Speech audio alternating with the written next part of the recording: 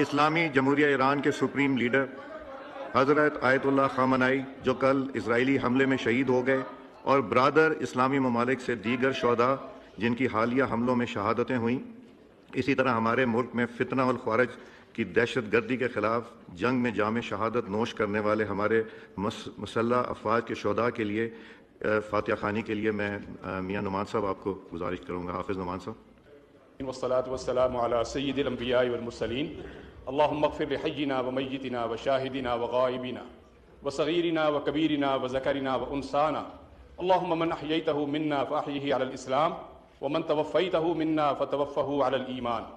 اللهم اغفر لهم وارحمهم ولا تعذبهم وأسكنهم في الجنة اللهم اجعل قبورهم روضة من رياض الجنة اللهم اجعل قبورهم روضة من رياض الجنة